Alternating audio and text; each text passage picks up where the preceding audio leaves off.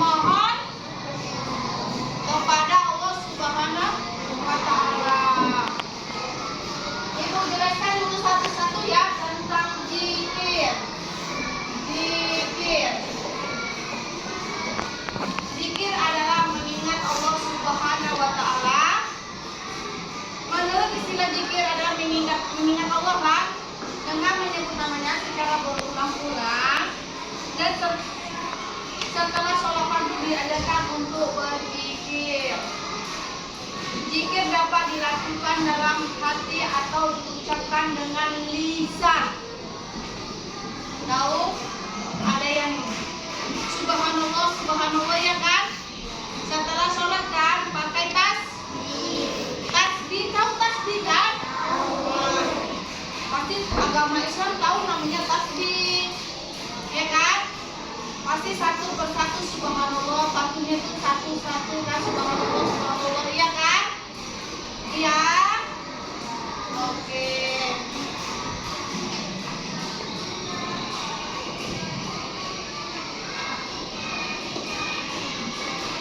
Kalau tata cara zikir setelah sholat, itulah makanya kita duduk dengan nyaman kita seperti mana?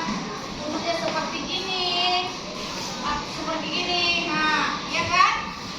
Iya apa tidak? Bisa jaga itu pas menghadap oke, menghadap oke, menghadap kiblat kan?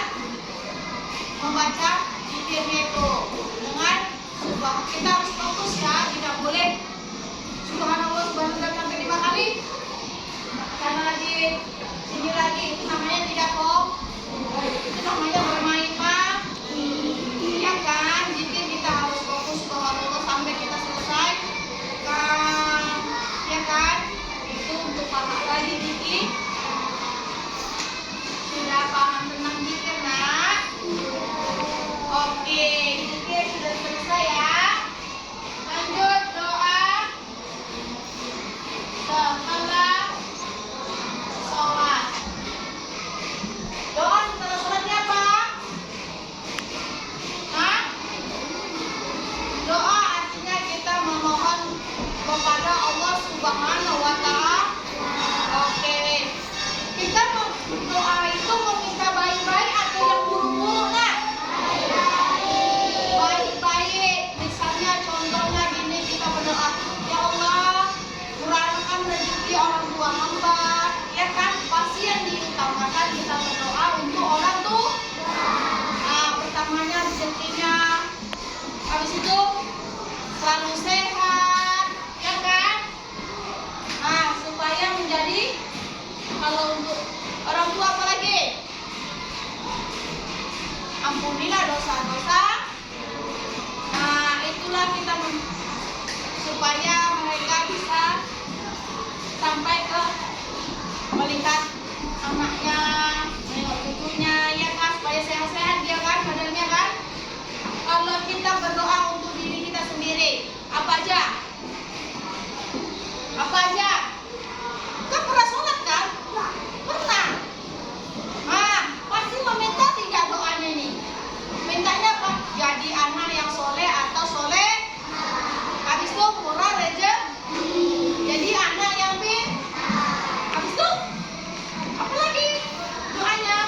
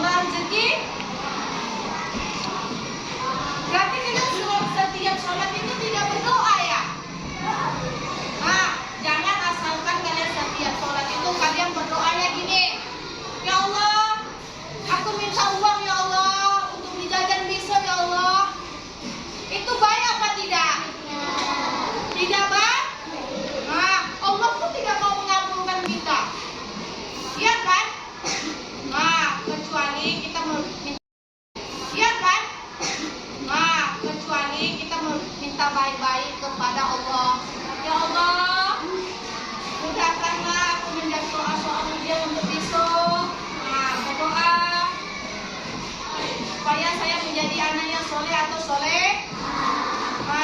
Jadi supaya saya berbakti kepada orang tua. Apalagi nak, kan banyak doa-doa kita. Setiap sholat kita wajib doa. Walaupun kita tidak sholat, misalnya sebelum kita mengerjakan soal ujian, pasti kita berdoa dulu tidak? Berdoa. Setelah selesai berdoa, lanjut lagi, ya Allah mudahkanlah saya menjawab soal-soal ini. Ya apa tidak? Ya kan? Amin. Diakhiri dengan amin dengan alhamdulillah. Kalau Allah, kita meminta kepada Allah itu yang baik-baik pasti akan dikabulkannya nak.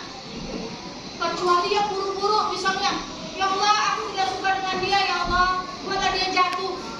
Itu doa baik atau buruk? Buruk kan? Jadi tidak boleh berdoa seperti itu. Misalnya ya Allah saya tidak suka dengan dia, masukkan neraka dia ya Allah. Kan seperti itu. Mana ada? Allah pun tidak mau mengabulkan kita. Entah kita masuk neraka nanti agar ada berdoa seperti itu untuk teman kita. Iya kan? Iya kan?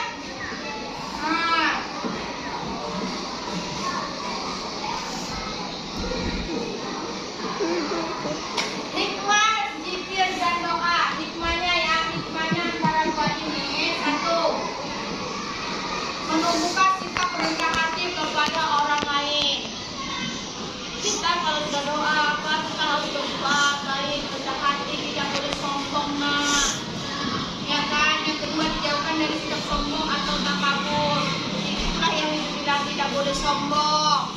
Kita akan meminta kepada Allah itu, misalnya berdoa, itu kita pun berdoanya di dalam hati, walaupun kita sendiri. Ya Allah murahkan rezekiku, ya Allah jadikan aku anak yang pintar.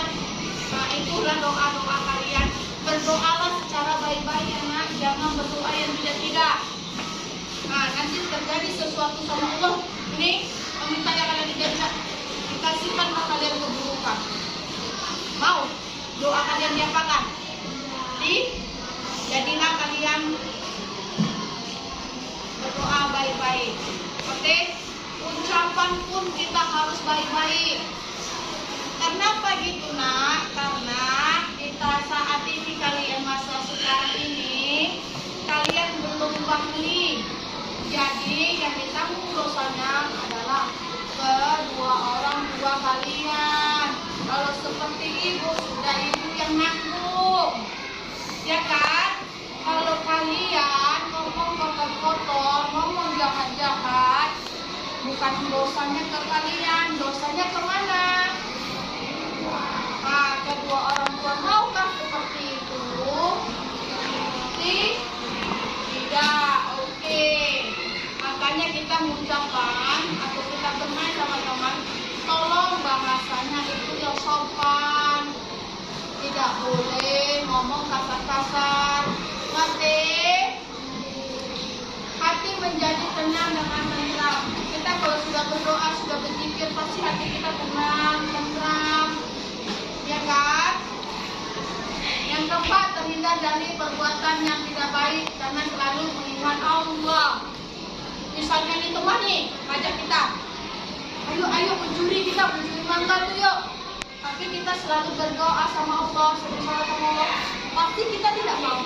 Saya tidak mau, kamu aja lah. Kalau kamu mau, kalau bisa jangan. Ya kan?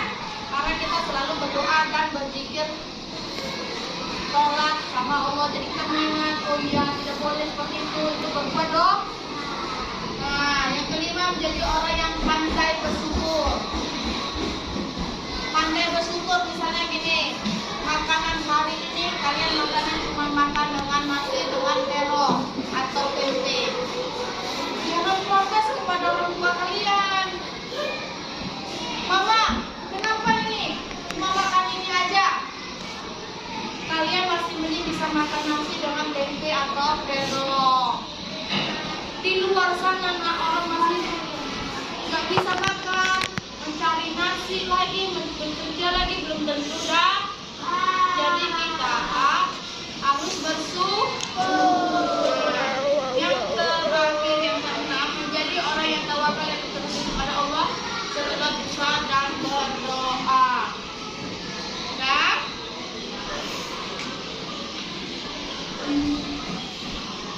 Kalau kita berdoa tahu caranya kan? Angkat kedua tangan menghadap kiblat. Oke. Berdoa, ya Allah. Berdoalah, luangkan hati kalian semua di situ. Ya. Pak. Jadi kesimpulan zikir dan doa setelah sholat itu sangat penting bagi umat Islam. Ya. Paham? Sangat penting bagi umat Islam dalam kehidupan kita sehari-hari supaya kita tidak terjerumus ya hal-hal yang tidak baik buat kita. Sampai sini zikir dan setelah doa